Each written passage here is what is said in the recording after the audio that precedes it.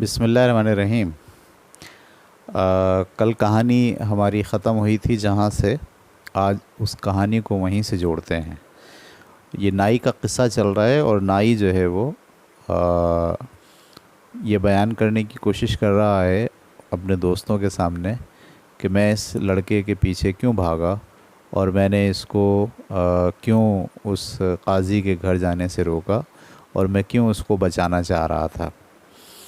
یہ دلائل وہ دے رہا ہے کہ اصل میں میرے اپنے بھائی جو ہے وہ اس غلطی کا شکار ہو چکے تھے، تو میں نہیں چاہتا تھا کہ یہ لڑکا بھی اسی طرح اس غلطی کا شکار ہو۔ اور وہ اس وقت جو ہے وہ امیر المومنین کے سامنے بیٹھا ہے۔ اصل میں تو وہ قصہ وہاں سنا رہا ہے جہاں وہ دعوت میں آیا ہوا ہے، لیکن اس قصے کے اندر ایک قصہ چل رہا ہے کہ وہ امیر المومنین کے سامنے بیٹھ کر اپنے بھائیوں کی کہانی سنا رہا ہے۔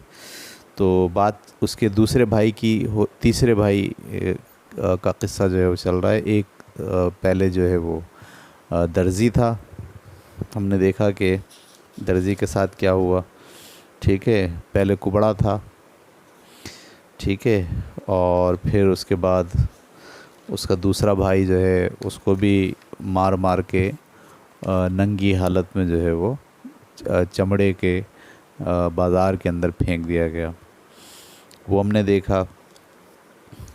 اب اس کا تیسرا بھائی جو ہے جو کہ اندھا ہے، اس کا قصہ چل رہا ہے، ٹھیک ہے، اور قصہ یہاں تک پہنچا تھا کہ وہ اندھا جو ہے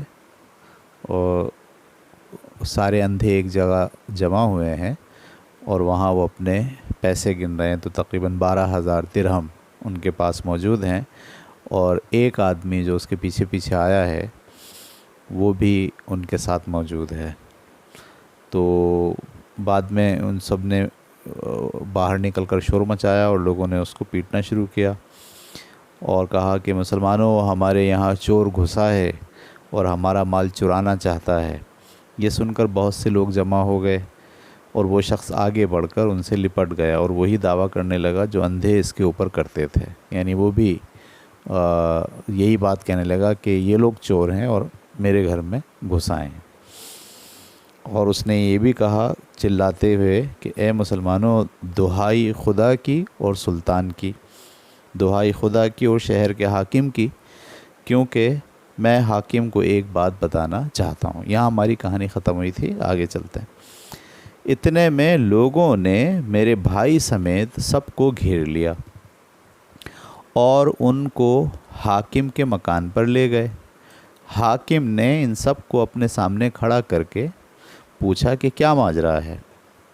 اس شخص نے کہا، ٹھہر جا، بغیر سزا دیے تجھے کسی بات کا پتہ نہ چلے گا۔ سب سے پہلے مجھ سے شروع کر اور مجھے سزا دے، اور پھر اس میرے سردار کو۔ یہ کہہ کر اس نے اپنے ہاتھ سے میرے بھائی کی طرف اشارہ کیا۔ اب لوگوں نے اسے لٹا کر اس کے پیٹھ پر 400 ڈنڈے مارے۔ جب کسی قدر مار سے اسے تکلیف ہوئی تو اس نے ایک آنکھ کھول دی، اور جب اور مار پڑی تو دوسری آنکھ بھی کھول دی۔ حاکم نے کہا کہ اے ملعون، یہ کیا حرکت ہے؟ یعنی وہ بن گیا تھا نا اندھا، تو اس نے ڈنڈے کھا کے پہلے ایک آنکھ اپنی ظاہر کر دی، اس کے بعد دوسری آنکھ ظاہر کر دی۔ اس نے کہا کہ مجھے جان بخشی کا پروانہ مہر لگا کر دے تو میں سارا بید کھول دوں۔ ہم چاروں اپنے آپ کو اندھا بنا کر زبردستی لوگوں کے پاس پہنچ جاتے ہیں اور مکانوں میں داخل ہو کر عورتوں کا نظارہ کرتے اور ان کو بدراہ کرتے۔ اس طرح سے ہمارے پاس بڑی دولت جمع ہو گئی جو 12,000 درہم ہے۔ جب میں نے اپنے ساتھیوں سے کہا کہ میرا حصہ 3,000 درہم مجھے دے دو تو وہ اٹھ کر مجھے مارنے لگے۔ دیکھا نا اب کیسی کہانی اس نے بنائی، اس کو پتہ ہے کہ ان کے پاس 12,000 درہم ہے اور وہ اب اپنے آپ کو کہہ رہا ہے، شامل کر رہا ہے۔ یہ کہانی کے اندر رہتے ہوئے وہ یہ بتانا چاہ رہا ہے کہ ڈنڈے تو اس نے کھا لیے لیکن میرے پاس مجھے پیسے مل جائیں۔ 3,000 درہم مجھے دے دو تو وہ اٹھ کر مجھے مارنے لگے اور میرا مال ضبط کر کے بیٹھ گئے، اور میں خدا کی اور تیری پناہ چاہتا ہوں کہ تجھے میری بات کا یقین آ جائے۔ لہٰذا ان میں سے ہر ایک کو مجھ سے زیادہ ڈنڈے مار اور وہ اپنی آنکھیں کھول دے گا۔ یہ اس نے ڈرامہ کیا ہے، خود پٹا ہے، ایک ایک کر کے آنکھ کھولی ہے، اور اب وہ ان تینوں کو بھی پٹوانا چاہتا ہے تاکہ وہ، اگرچہ کہ وہ تینوں کیا ہیں، حقیقی اندھے ہیں، جبکہ یہ حقیقی اندھا نہیں تھا، یہ بنا ہوا تھا۔ حاکم نے ان کو سزا دینے کا حکم دیا اور میرے بھائی سے شروع کیا اور اسے شہتیری سے باندھ کر کہنے لگا کہ اے گناہ گارو، تم خدا کی نعمتوں کا کفران کرتے ہو اور اپنے آپ کو اندھا ظاہر کرتے ہو۔ میرے بھائی نے کہا کہ اللہ اللہ، ہم میں سے واللہ کوئی انکھیارا نہیں ہے، یعنی کوئی آنکھوں والا نہیں ہے، ہم تو واقعی اندھے ہیں۔ لیکن کیونکہ پہلے والے نے یہ ڈرامہ کیا اور شک میں ڈال دیا حاکم کو، اب اس پر اتنی مار پڑی کہ وہ بے ہوش ہو گیا۔ حاکم نے کہا کہ اسے ہوش میں آ جانے دو، پھر دوبارہ اسے مارنا۔ پھر اس نے اس کے ساتھیوں کو مارنے کا حکم دیا، ہر ایک کو 300 ڈنڈے لگائے، اور انکھیارا ان سے کہتا جاتا تھا کہ آنکھیں کھول دو ورنہ اور مار پڑے گی۔ اب اس شخص نے حاکم سے کہا کہ یہ لوگ آنکھیں تو کھولتے نہیں، لہٰذا کسی کو میرے ساتھ کر دے کہ درہم لے آئیں، یہ ڈرتے ہیں کہ کہیں لوگوں میں ندامت نہ ہو۔ دیکھیں کیسی باتیں بنا رہا ہے یہ، ہاں۔ حاکم نے درہم منگوا کر ان میں سے 3000 درہم جو اس کا حصہ تھا اسے دے دیا اور باقی کو ضبط کر لیا اور تینوں کو شہر بدر کر دیا۔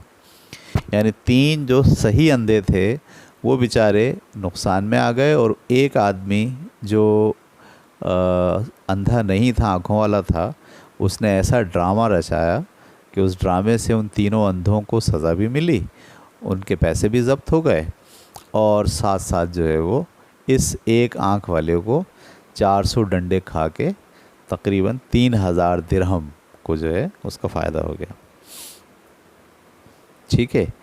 اے امیر المومنین، اب میں جا کر اپنے بھائی سے ملا اور حال پوچھا، اور اس نے وہ ماجرا بیان کیا جو میں نے ابھی تجھ سے کہا ہے، اور میں اسے چھپا کر شہر لے آیا اور اس کے لیے پوشیدہ طور سے کھانے پینے کا انتظام کر دیا۔ تو یہ کہانی اس نے سنائی اپنے تیسرے بھائی کی۔ خلیفہ میرا قصہ سن کر ہنسا اور کہنے لگا کہ اسے انعام دے کر رخصت کر دو۔ میں نے کہا کہ واللہ جب تک میں امیر المومنین سے اپنے سب بھائیوں کی سرگزشت بیان نہ کر لوں، میں کچھ نہیں لینے کا، کیونکہ میں بہت کم گو ہوں۔ ٹھیک ہے، میں بہت کم گو ہوں۔ اب نائی نے کہا کہ اے امیر المومنین، میرا چوتھا بھائی جو کانا ہے، کانا کا مطلب ایک آنکھ ہے اس کی، ایک آنکھ نہیں ہے، ٹھیک ہے۔ اب اس نے چوتھے بھائی کا قصہ سنانا شروع کر دیا۔ ٹھیک ہے، اے امیر المومنین، میرا چوتھا بھائی جو کانا ہے بغداد میں قصاب تھا، یعنی قصائی تھا، اور بڑے بڑے اور امیر لوگوں کے یہاں آ کر اس کے یہاں آ کر گوشت خریدتے۔ اس طرح سے اس نے بہت سا پیسہ کمایا اور بہت مویشی اور مکانات خریدے، اور ایک مدت تک اس کی یہی حالت رہی۔ ایک دن کا واقعہ ہے کہ وہ اپنی دکان پر بیٹھا ہوا تھا کہ ایک بڈھا لمبی داڑھی والا اس کے پاس آیا اور درہم نکال کر کہنے لگا کہ مجھے ان کا گوشت دے دے۔ یہ کہہ کر اس نے اسے درہم دیے اور اس نے گوشت دیا اور بوڑھا چلا گیا۔ اب میرے بھائی نے دیکھا کہ بوڑھے کے درہم بہت سفید اور چمکدار ہیں، اس لیے ان کو اوروں سے علیحدہ ایک کونے میں رکھ دیا۔ بوڑھا 5 مہینے برابر اسی کے یہاں آتا رہا، اور میرا بھائی اس کے درہموں کو علیحدہ ایک صندوق میں رکھتا گیا۔ ایک دن اس کو یہ خیال ہوا کہ درہموں کو نکال کر بھیڑیں خریدے، اور اس نے صندوق کھولا تو کیا دیکھتا ہے کہ اس میں محض گول گول کٹے ہوئے سفید کاغذ پڑے ہیں۔ یہ دیکھ کر وہ اپنے منہ پر تماچے مارنے لگا اور چلانے لگا، اور بہت سے لوگ آ کر جمع ہو گئے، اور جب اس نے ان سے اپنی سرگزشت بیان کی تو ان کو بڑا تعجب ہوا۔ اب میرا بھائی اپنے دستور کے موافق اٹھا اور ایک مینڈھے کو ذبح کیا۔ ٹھیک ہے، مینڈھا دمبے کو کہتے ہیں جس کے پیچھے چکنائی والا گوشت ہوتا ہے، اور اسے دکان کے اندر لٹکا دیا، اور اس میں سے ایک ٹکڑا کاٹ کر باہر دکان میں لٹکا دیا۔ میرا بھائی کہہ رہا تھا کہ کاش کہ وہ منحوس بوڑھا آتا ہو، ابھی ایک پہر بھی نہ گزرا تھا کہ بوڑھا آیا اور اس کے پاس وہی چاندی تھی۔ میرے بھائی نے اٹھ کر اسے پکڑ لیا اور شور مچانے لگا کہ اے مسلمانوں، دوڑو اور اس فاجر کی سرگزشت میرے ساتھ سنو۔ جب بوڑھے نے اسے یہ کہتے سنا تو کہنے لگا کہ دو باتوں میں سے تو کون سی بات پسند کرتا ہے؟ یہ کہ یا تو مجھے جانے دے یا کہ میں لوگوں میں تیری فضیحت کراؤں۔ فضیحت کا مطلب تیری برائی کروں۔ میرے بھائی نے جواب دیا کہ تو کس بات پر میری فضیحت کرائے گا؟ اس نے جواب دیا کہ تو آدمیوں کے گوشت کو بھیڑ کا گوشت کہہ کر بیچتا ہے۔ او ہو، تو آدمیوں کے گوشت کو بھیڑ کا گوشت کہہ کر بیچتا ہے۔ میرے بھائی نے کہا کہ اے ملعون، تو جھوٹا ہے۔ بوڑھے نے جواب دیا کہ ملعون وہ ہے جس کی دکان میں آدمی لٹکا ہوا ہے۔ میرے بھائی نے کہا اگر تیرا کہنا سچ ہے تو میرا مال اور خون تیرے لیے حلال ہے۔ بوڑھے نے لوگوں کی طرف مخاطب ہو کر کہا کہ اے لوگو، اگر تم میری بات کی تحقیق کرنا چاہتے ہو اور جاننا چاہتے ہو کہ میں سچ کہتا ہوں تو اس کی دکان کے اندر جا کر دیکھ لو۔ لوگ میرے بھائی کی دکان کے اندر دوڑ پڑے اور وہ مینڈھا واقعی انسان کی شکل میں ہو گیا تھا اور لٹک رہا تھا۔ او ہو، جب انہوں نے یہ دیکھا تو میرے بھائی کو پکڑ کر شور مچانے لگے کہ اے کافر، اے فاجر، اور جو اس کے عزیز ترین دوست تھے اسے گھونسے تھپڑ مارنے لگے اور کہنے لگے کہ تو ہمیں انسان کا گوشت کھانے کو دیتا ہے۔ بوڑھے نے اس کی ایک آنکھ پر اس زور سے تھپڑ مارا کہ وہ اندھی ہو گئی۔ اب لوگ اس ذبح کیے ہوئے انسان کو لے کر شہر کے داروغہ کے پاس پہنچے اور بوڑھے نے اس سے کہا کہ اے حاکم، یہ شخص آدمیوں کو ذبح کرتا ہے اور بھیڑ کا گوشت کہہ کر بیچتا ہے۔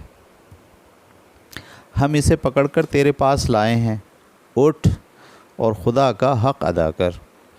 میرے بھائی نے اپنی صفائی پیش کی لیکن اس نے ایک نہ سنی اور حکم دیا کہ اسے 500 ڈنڈے مارے جائیں اور اس کا سارا مال ضبط کر لیا۔ اگر مال نہ ہوتا تو وہ قتل بھی کر دیا جاتا۔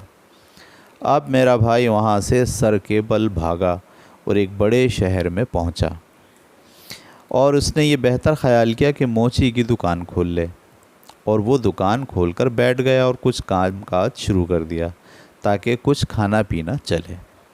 ایک دن وہ کسی ضرورت سے باہر گیا ہوا تھا کہ اس نے گھوڑوں کی ٹاپوں کی آواز سنی اور پوچھا کہ یہ کیا ہے؟ لوگوں نے کہا کہ بادشاہ شکار کے لیے باہر جا رہا ہے۔ میرا بھائی بھی بادشاہ کی شان و شوکت دیکھنے کے لیے ٹھہر گیا۔ اب بادشاہ کی نظر میرے بھائی کی آنکھ پر پڑی اور اس نے آنکھ نیچی کر لی اور کہنے لگا کہ اللہ مجھے آج کی برائی سے بچائی ہو۔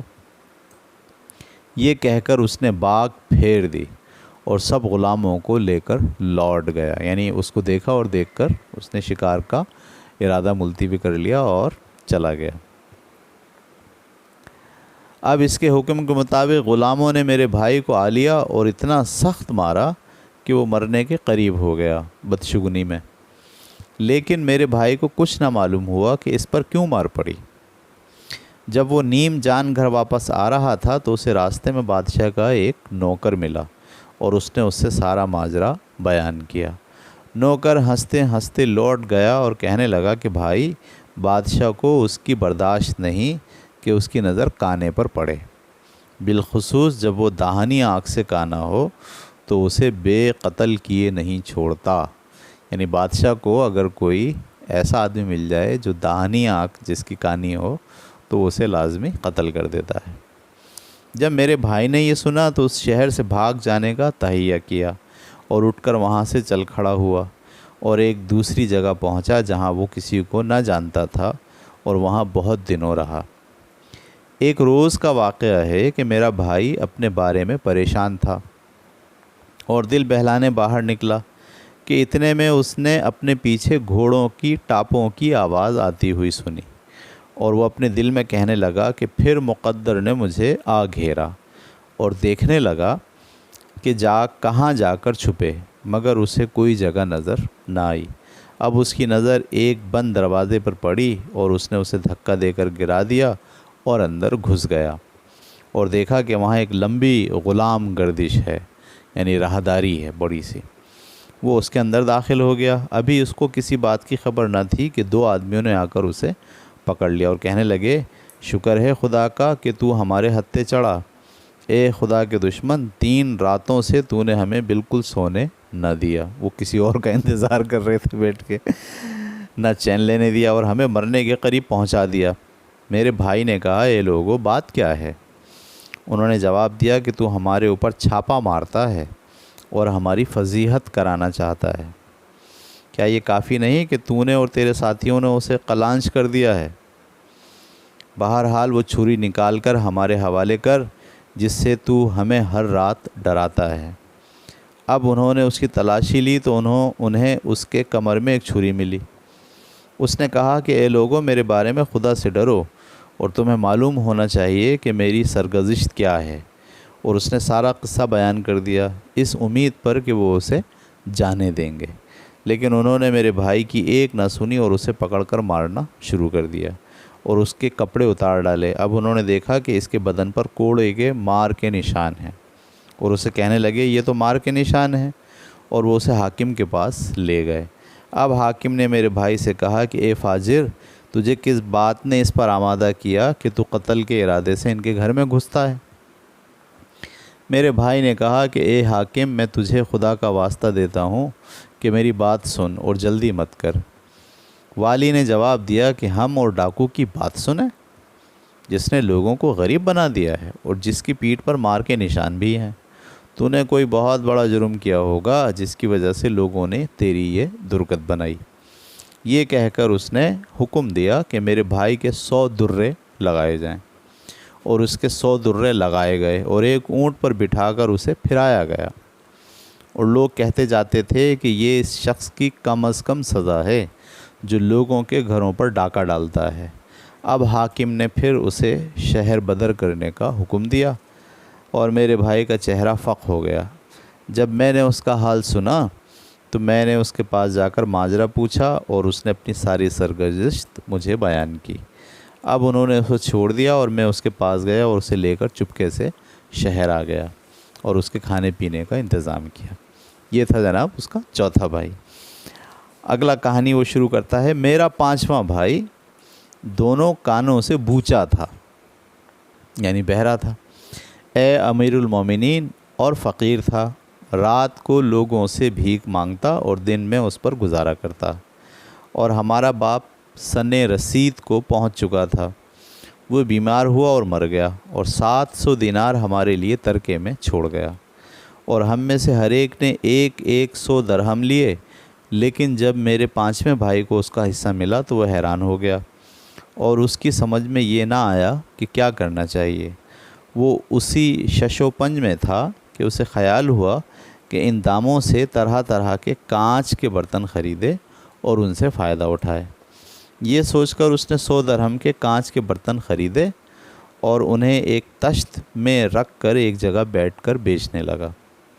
اس کے پہلو میں ایک دیوار تھی، اس سے وہ تکیہ لگا کر بیٹھ گیا اور اپنے دل میں سوچنے لگا کہ ان کانچ کے برتنوں میں میری پونجی 100 درہم کی ہے اور میں ان کو 200 درہم میں بیچوں گا، یعنی 100 درہم منافع کماؤں گا۔ پھر میں 200 درہم کے کانچ کے برتن خریدوں گا اور ان کو 400 درہم میں بیچوں گا۔ اسی طرح سے میں خریدتا اور بیچتا رہوں گا یہاں تک کہ میرے پاس بہت سا مال جمع ہو جائے گا، اور میں اس سے طرح طرح کے تجارت کا مال اور جواہرات اور عطر خریدوں گا اور ان سے بے حد فائدہ اٹھاؤں گا۔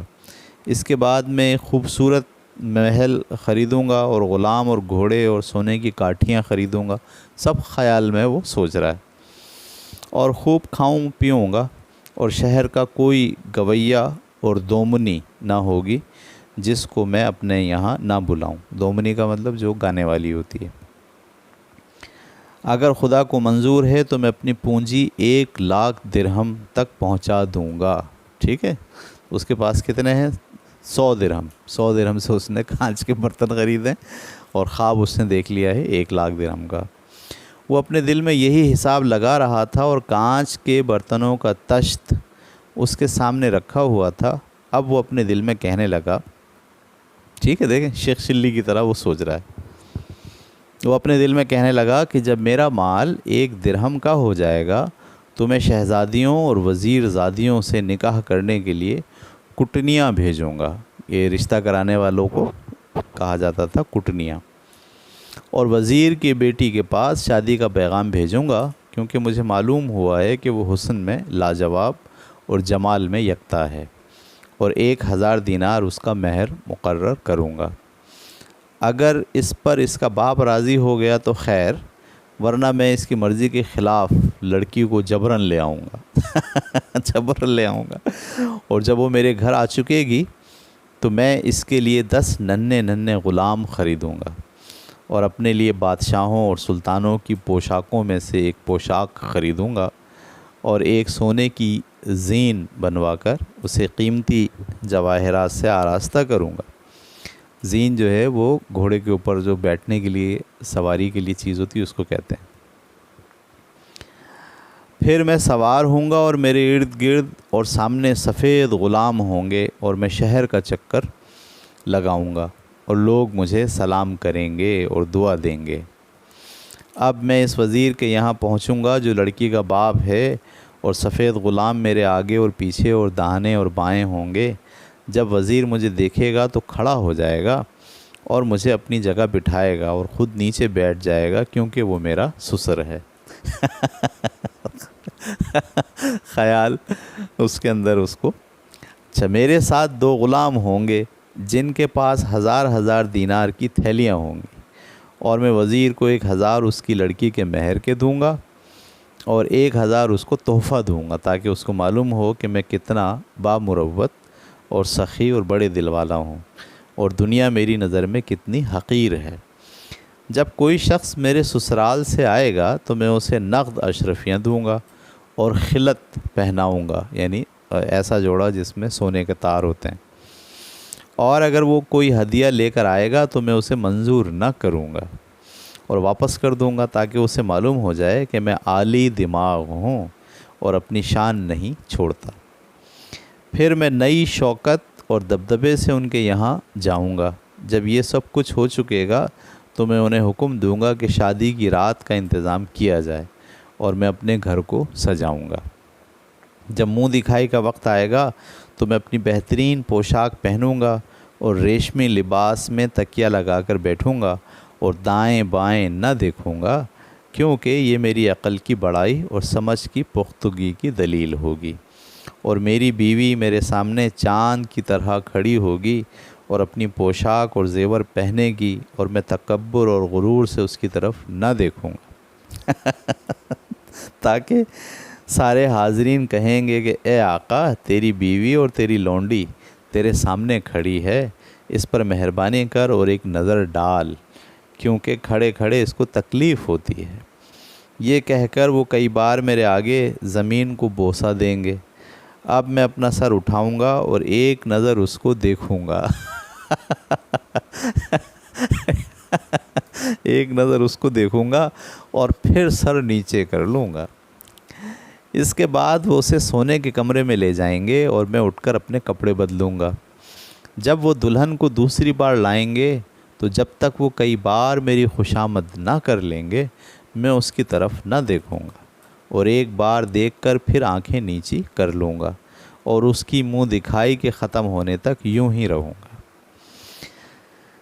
دیکھیں آپ نے 100 درہم کے کانچ کے برتن لے کر وہ چوک پہ بیٹھا ہوا ہے اور یہ خواب دیکھ رہا ہے۔ اچھا بھئی آگے، اب میں ایک خادم کو حکم دوں گا کہ وہ ایک تھیلی لائے جس میں 500 دینار ہوں۔ جب دینار آ جائیں گے تو میں ڈومنیوں کو حکم دوں گا کہ وہ مجھے دلہن کے پاس لے چلیں۔ جب وہ اس کے پاس پہنچیں گی تو میں نہ اس کی طرف نظر اٹھاؤں گا اور نہ اس سے بات چیت کروں گا، تاکہ اس میں حقارت پائی جائے اور لوگ کہیں کہ میں کیسا عالی دماغ ہوں آدمی ہوں۔ اب اس کی ماں آئے گی اور میرا سر اور دونوں ہاتھ چوم کر کہے گی کہ اے میرے آقا، اپنی لونڈی کو ایک نظر دیکھ اور اس کے دل جوئی کر۔ میں اس کا جواب نہ دوں گا۔ جب وہ یہ دیکھے گی تو اٹھ کر بار بار میرے پاؤں چومے گی اور کہے گی کہ اے آقا، میری بیٹی نہایت حسین لڑکی ہے اور ابھی تک کسی مرد پر اس کی نظر نہیں پڑی، اس کی طرف متوجہ ہو کر اس سے باتیں کر۔ یہ کہہ کر وہ اٹھے گی اور میرے لیے ایک پیالہ لائے گی جس میں شراب ہوگی، اور اس کی بیٹی اس کے ہاتھ سے وہ پیالہ لے لے گی اور اسے میرے پاس لائے گی، لیکن میں اسے اپنے سامنے کھڑا رہنے دوں گا اور اپنی بزرگی کی وجہ سے اس کی طرف نظر اٹھا کر نہ دیکھوں، تاکہ وہ سمجھے کہ میں عظیم الشان سلطان ہوں۔ اب وہ مجھ سے کہے گی کہ اے میرے آقا، میں تجھے خدا کا واسطہ دیتی ہوں کہ اپنی لونڈی کے ہاتھ سے اس پیالے کو رد نہ کر، کیونکہ میں واقعی تیری لونڈی ہوں، مگر میں اس سے بات نہ کروں گا، یہاں تک کہ وہ میری خوشامد کرے گی اور کہے گی کہ تجھے پینا پڑے گا، اور پیالہ میرے منہ کی طرف بڑھائے گی، لیکن میں اسے ایک تھپڑ لگاؤں گا اور اسے اپنے پاؤں سے اس طرح ٹھوکر ماروں گا اس طرح ٹھوکر ماروں گا۔ یہ کہہ کر اس نے اپنے پاؤں سے ایک ٹھوکر ماری اور تشت مائع کانچ کے برتنوں کے الٹ گیا۔ اچھا جناب، خواب اس کا چکنا چور ہو گیا، الٹ گیا، اور چونکہ وہ اونچی جگہ پر تھا اس لیے زمین پر گر کر سارے برتن ٹوٹ گئے۔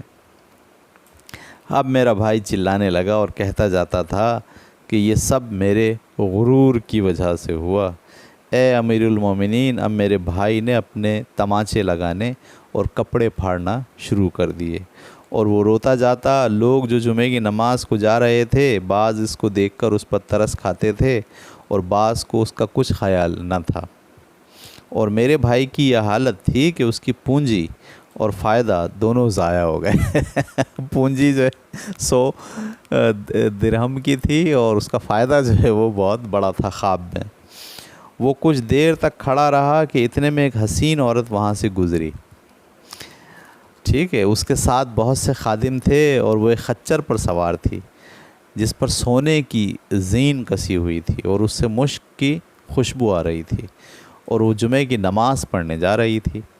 جب اس نے کانچ کے برتن دیکھے اور میرے بھائی کو اس حالت میں دیکھا کہ وہ رو رہا ہے تو اسے اس پر ترس آیا اور اس کا دل پسیج گیا، اور اس نے حال دریافت کیا۔ لوگوں نے کہا کہ اس کے پاس کانچ کے برتنوں کا ایک تشت تھا جس سے وہ اپنی روزی کماتا تھا، وہ ٹوٹ گیا ہے اور اس کی حالت تیرے اوپر ظاہر ہے۔ یہ سن کر اس نے ایک خادم کو بلایا اور کہا کہ جو کچھ تیرے پاس ہے اس مسکین کو دے دے، اور اس نے اسے ایک توڑا حوالے کر دیا جس میں 500 دینار تھے۔ توڑا کا مطلب وہ جو تھیلی ہوتی ہے نا چھوٹی سی، اس میں 500 دینار تھے۔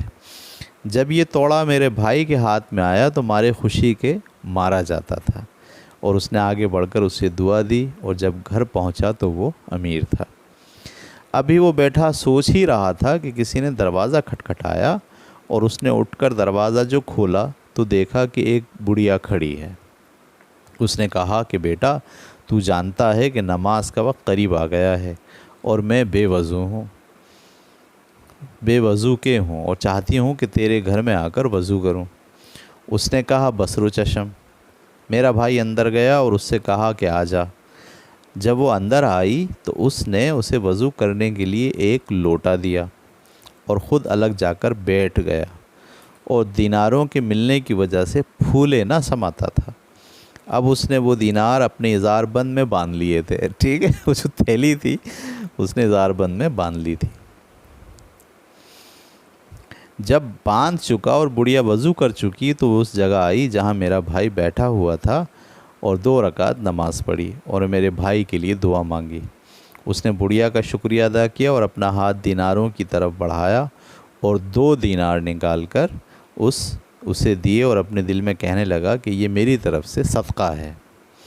جب بڑھیا نے دینار دیکھے تو کہنے لگی سبحان اللہ، جو تجھے چاہتی ہے اسے تو فقیر سمجھتا ہے، جو تجھے چاہتی ہے اسے تو فقیر سمجھتا ہے، اپنے دینار رہنے دے، مجھے ان کی حاجت نہیں، انہیں اپنے دل سے جدا نہ کر۔ اگر تو چاہتا ہے کہ اس سے ملے جس نے تجھے دینار دیے ہیں اس لڑکی سے ملے جس نے تجھے دینار دیے ہیں، تو میں تجھے اس سے ملا دوں گی، کیونکہ وہ میری مالکہ ہے۔ میرے بھائی نے کہا کہ اے ماں، اس سے ملنے کی کیا ترکیب ہے؟ اس نے جواب دیا کہ اے بیٹا، اس کا میلان امیر آدمیوں کی طرف ہے، اس لیے اپنے سارے دینار لے کر میرے ساتھ چل تاکہ تیری مراد پوری ہو۔ جب تو اس کے ساتھ ہو تو پیاری پیاری باتوں میں کمی نہ کیجیو، کیونکہ اس طرح سے اس کا سارا حسن اور مال تیرا ہو جائے گا۔ میرے بھائی نے اپنا سارا سونا لیا اور اٹھ کر بڑھیا کے ساتھ روانہ ہو گیا، یعنی اس نے دینار لیے اپنے اور روانہ ہو گیا، اور اسے اس کا یقین نہیں آتا تھا جب وہ بڑھیا آگے آگے چلی اور میرا بھائی اس کے پیچھے پیچھے، یہاں تک کہ وہ ایک بڑے دروازے پر پہنچے، اور بڑھیا نے دستک دی اور ایک رومی لڑکی نے آ کر دروازہ کھولا۔ بڑھیا اندر گئی اور میرے بھائی سے کہا کہ میرے ساتھ آ۔ اب وہ ایک بڑے محل میں داخل ہوئے جس میں ایک بہت بڑی بیٹھک تھی۔ میرا بھائی وہاں بیٹھ گیا اور اپنی اشرفیاں سامنے رکھ لیں اور اپنی پگڑی گھٹنوں پر رکھ لی کہ اتنے میں ایک لڑکی آئی جس سے زیادہ حسین کسی کے نظر سے نہ گزری ہوگی، اور وہ زرق برق لباس پہنے ہوئے تھی۔ اسے دیکھ کر میرا بھائی سروقت کھڑا ہو گیا۔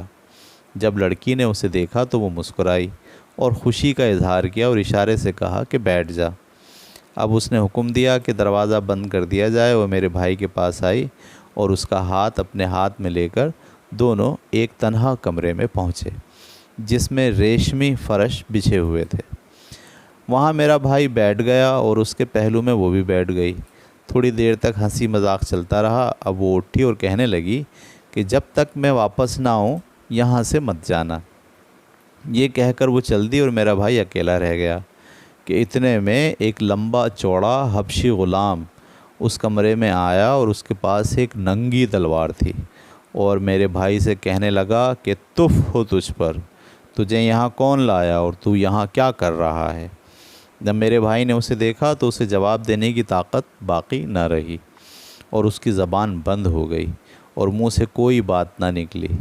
اب حبشی نے میرے بھائی کو پکڑ کر اس کے کپڑے اتارے اور اسے تلوار کی سطح سے اتنا مارا کہ وہ بے ہوش ہو گیا، اور منحوس غلام کو خیال ہوا کہ وہ مر گیا ہے۔ اب میرے بھائی نے اسے کہتے سنا کہ نمک چھڑکنے والی کہاں ہے؟ اللہ! یہ سن کر ایک لونڈی آئی اور اس کے ہاتھ میں ایک بڑی سینی تھی، یعنی ٹرے تھی، اور اس میں بہت سا نمک تھا، اور غلام میرے بھائی کے زخموں پر نمک چھڑکنے لگا، مگر وہ جنبش نہ کرتا تھا کہ کہیں غلام کو معلوم نہ ہو جائے کہ وہ زندہ ہے اور وہ اسے قتل کر کے اس کی جان نکال لے۔ اب وہ لونڈی چلی گئی اور غلام نے آواز دی کہ تہ خانے والی کہاں ہے؟ یہ سن کر وہی بڑھیا آئی اور اسے پاؤں سے پکڑ کر کھینچا اور تہ خانے میں لے جا کر اسے لاشوں کے ڈھیر پر ڈال دیا۔ وہاں وہ 2 روز تک پڑا رہا اور خدا نے نمک کو اس کی زندگی کا سبب بنا دیا، کیونکہ اس سے خون رک گیا۔ اب میرے بھائی نے دیکھا کہ اس میں جنبش کرنے کی قوت آ گئی ہے، اور اس نے اٹھ کر تہ خانے کا چور دروازہ کھولا اور ڈرتے ڈرتے باہر نکلا۔ خدا نے اس کی پردہ پوشی کی اور وہ اندھیرے میں چل نکلا اور صبح تک بیٹھک میں چھپا رہا۔ جب صبح ہوئی تو وہ ملعون بڑھیا دوسرے شکار کی تلاش میں نکلی۔ میرا بھائی بھی اس کے پیچھے نکل آیا اور بڑھیا کو اس کا پتہ نہ چلا۔ اب وہ اپنے گھر پہنچ کر علاج کرنے لگا، یہاں تک کہ اچھا ہو گیا، لیکن وہ ہر روز دیکھتا کہ بڑھیا لوگوں کو ایک ایک کر کے لے جاتی ہے اور اس مکان میں چھوڑ آتی ہے، اور وہ کچھ نہ کہتا تھا۔ مگر جب اس کی جان میں جان آئی اور قوت پیدا ہوئی تو اس نے ایک چتھڑا لے کر اس کی ایک تھیلی بنائی اور اس میں کانچ کے ٹکڑے بھر کر اسے اپنی کمر سے باندھ لیا اور بھیس بدل کر نکلا تاکہ اس کو کوئی پہچانے نہیں، اور اجمی لباس پہن کر اس میں ایک تلوار چھپا لی۔ جب اسے وہ بڑھیا نظر آئی تو اس نے اجمیوں کے لہجے میں کہا کہ اے بڑھیا، میں پردیسی ہوں اور آج ہی اس شہر میں پہنچا ہوں اور یہاں کسی سے واقف نہیں ہوں۔ تیرے پاس ترازو ہوگی جس میں 900 دینار آ جائیں؟ اس کے بدلے میں تجھے ان میں سے کچھ دینار دے دوں گا۔ بڑھیا نے جواب دیا کہ میرا بیٹا صراف ہے، صراف کا مطلب سونے کی کام کرنے والا، اور اس کے پاس ہر قسم کے ترازو ہیں۔ میرے ساتھ چل قبل اس کے کہ وہ مکان چلا جائے اور اپنے اشرفیاں تولے۔ میرے بھائی نے کہا کہ تو آگے آگے چل، اور چلی، اور وہ چلی، اور میرا بھائی اس کے پیچھے پیچھے ہو لیا، یہاں تک کہ وہ اسی دروازے پر پہنچی اور اسے کھٹکھٹایا، اور بعینہ وہی لونڈی آئی اور اس نے دروازہ کھولا۔ بڑھیا اس کو دیکھ کر مسکرائی اور کہنے لگی، میں آج تمہارے لیے چربی دار گوشت لائی ہوں۔ لونڈی نے میرے بھائی کا ہاتھ پکڑ کر اسے مکان کے اندر داخل کیا، اور یہ وہی مکان تھا جس میں وہ پہلے بھی گیا تھا۔ تھوڑی دیر اس کے پاس بیٹھنے کے بعد لڑکی اٹھی اور اس نے کہا کہ جب تک میں واپس نہ آؤں یہاں سے مت اٹھیو۔ یہ کہہ کر وہ چل دی، اور اس کے جاتے ہی وہی ملون غلام ننگی تلوار لے کر آ دھمکا، اور میرے بھائی سے کہنے لگا کہ اے ملون اٹھ۔ میرا بھائی اٹھا اور غلام کے آگے آگے چلا، اور میرا بھائی پیچھے پیچھے ہو لیا۔ اب اس نے اپنا ہاتھ اس تلوار کی طرف بڑھایا جو اس کے کپڑوں میں پوشیدہ تھی، اور غلام پر ایسا وار کیا کہ اس کا سر تن سے جدا ہو گیا، اور وہ اسے پاؤں سے کھینچ کر اسی تہہ خانے میں لے گیا، اور آواز دی کہ نمک چھڑکنے والی کہاں ہے؟ اب وہ ایک سینی لے کر پہنچی جس میں نمک تھا، اور جب اس نے دیکھا کہ میرا بھائی شمشیر بدست کھڑا ہے، ہاتھ میں تلوار لیے کھڑا ہے، تو وہ الٹے پاؤں بھاگی، لیکن میرے بھائی نے پیچھے سے دوڑ کر ایسی تلوار ماری کہ اس کا سر اڑا دیا۔ اب اس نے آواز دی کہ بڑھیا کہاں ہے؟ اور جب وہ آئی تو اس نے کہا، اے مانوس بڑھیا، تو مجھے پہچانتی ہے؟ اس نے جواب دیا کہ نہیں میرے آقا۔ اس نے کہا، میں وہی درہم والا ہوں جس کے گھر آ کر تو نے وضو کیا تھا اور نماز پڑھی تھی، اور پھر مجھے یہاں مصیبت میں ڈال گئی تھی۔ بڑھیا نے کہا کہ خدا سے ڈر، مجھے معاف کر، لیکن اس نے اس کی ایک نہ سنی اور تلوار سے اس کے 4 ٹکڑے کر ڈالے۔ اب وہ اس لڑکی کی تلاش میں نکلا، اور جوں ہی لڑکی پر اس کی نظر پڑی وہ حواس باختہ ہو گئی، اور اس نے امان مانگی۔ میرے بھائی نے اسے امان دی اور اس سے پوچھا کہ تو کس طرح اس حبشی کے ہتھے چڑھی؟ اس نے جواب دیا کہ میں ایک سوداگر کی کنیز ہوں، اور یہ بڑھیا ہمارے یہاں آیا کرتی تھی، یہاں تک کہ میں اس سے مانوس ہو گئی۔ ایک روز وہ مجھ سے کہنے لگی کہ آج ہمارے یہاں ایک شادی ہے، میں چاہتی ہوں کہ تو بھی اس میں شریک ہو۔ میں نے کہا بصر و چشم۔ یہ کہہ کر میں اٹھی اور اپنے بہترین کپڑے پہنے، زیور پہنے، اور ایک تھیلی میں 100 دینار لے کر اس کے ساتھ چل کھڑی ہوئی اور اس مکان میں پہنچی۔ یہاں پہنچتے ہی اس حبشی نے میری عصمت لی، یعنی میرے ساتھ زیادتی کی، اور بڑھیا کی اس چالاکی کی وجہ سے میں 3 سال سے یہاں ہوں۔ میرے بھائی نے پوچھا کہ اس کے پاس کچھ مال و دولت ہے؟ اس نے جواب دیا کہ بہت کچھ ہے، اگر تو اسے یہاں سے لے جا سکتا ہے تو لے جا، اور خدا سے بھلائی طلب کر۔ اب میرا بھائی اٹھ کر اس کے ساتھ چلا، اور اس نے بہت سے صندوق کھول کر دکھائے جن میں تھیلیاں تھیں۔ یہ دیکھ کر میرا بھائی دنگ ہو گیا، اور لڑکی نے اس سے کہا کہ میں یہیں ٹھہرتی ہوں اور تو جا کر لوگوں کو لے آ اور مال کو یہاں سے لے چل۔ میرا بھائی باہر گیا اور 10 آدمیوں کو لے آیا، لیکن جب وہ دروازے پر پہنچا تو اسے کھلا ہوا پایا اور دیکھا کہ نہ وہاں لڑکی ہے اور نہ وہاں تھیلیاں ہیں، اور کپڑے اور کچھ اور چھوٹی ہوئی چیزیں پڑی ہیں۔ اب اس کی سمجھ میں آ گیا کہ لڑکی نے اسے دھوکہ دیا ہے، اور جو کچھ باقی رہ گیا تھا وہ اس نے اپنے قبضے میں کیا،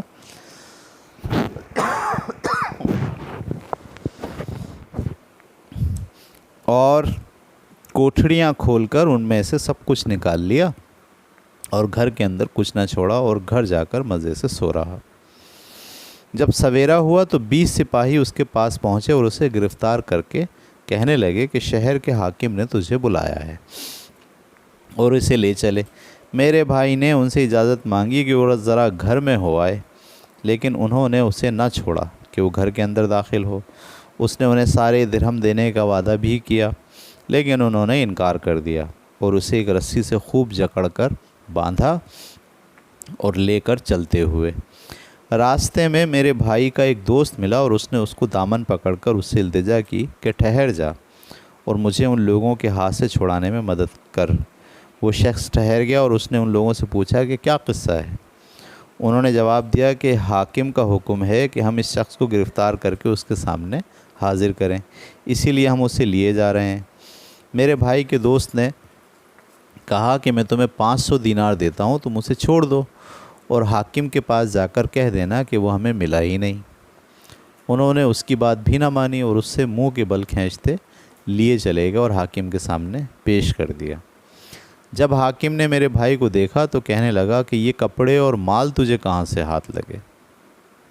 میرے بھائی نے کہا کہ مجھے امان دے تو کہوں۔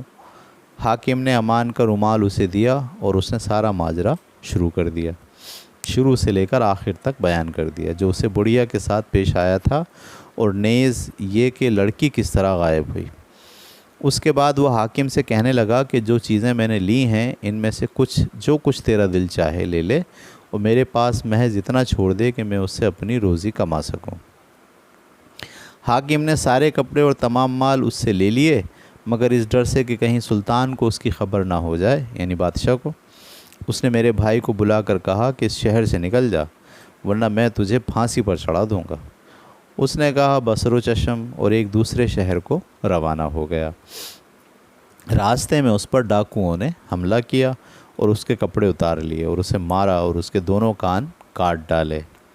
جب اس کا حال معلوم ہوا تو میں کپڑے لے کر اس کے پاس گیا اور اسے چوری سے شہر لے آیا اور اس کے کھانے پینے کے لیے روزینہ مقرر کر دیا۔ تو یہ تھا جناب اس نائی کے 5ویں بھائی کا قصہ۔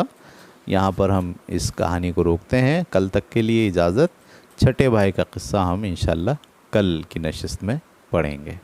اللہ حافظ۔